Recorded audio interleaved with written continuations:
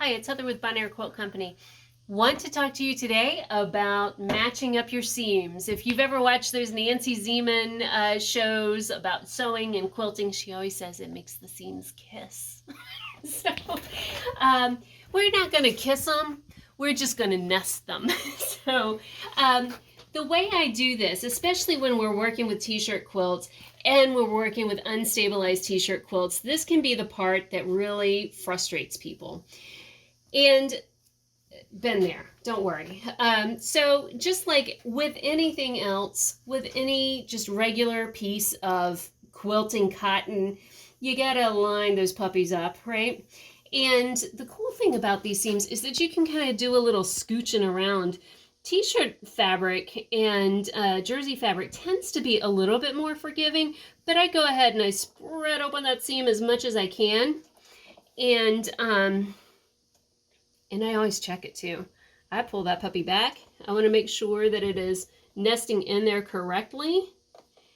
I like to run this when I do this.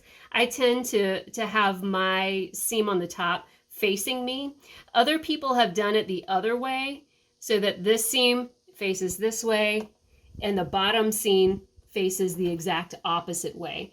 I don't think anything is wrong. It's just whatever works for you. For whatever reason, the universe has given me kind of a wonky talent for making the seams work this way.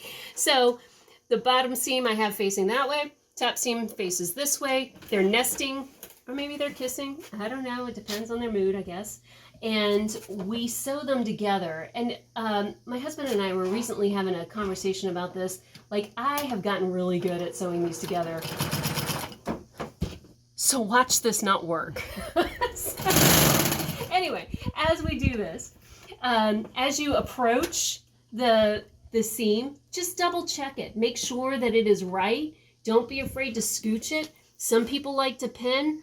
I don't like to pin because I don't feel like it gives me enough control.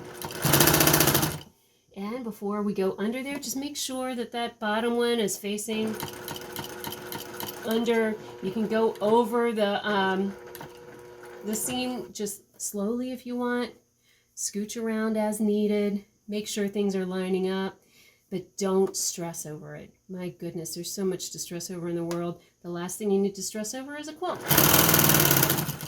If things aren't perfect, the world's not perfect. You don't have to be perfect either. So you just need to enjoy yourself.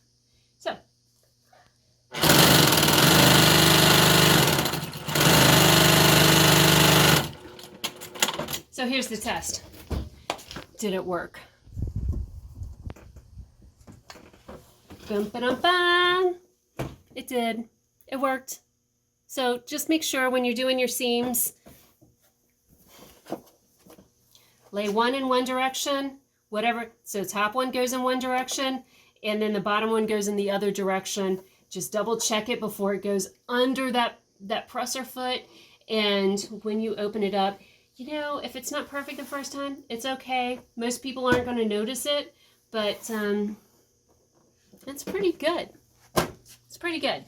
So this took a lot of practice for me to be able to do this and to do it consistently. And if you're doing any chain piecing where you've got seam, strip piecing, seam, and you need to match up all those seams, take that same technique before you go over the seam. Look, adjust, take your time.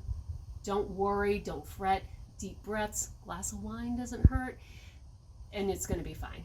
So come over, see us, bonairquiltco.com, and sign up for our newsletter. We definitely would love to have more folks on our newsletter. We've got some coupons coming out and stuff like that. So we hope to see you soon, and happy sewing.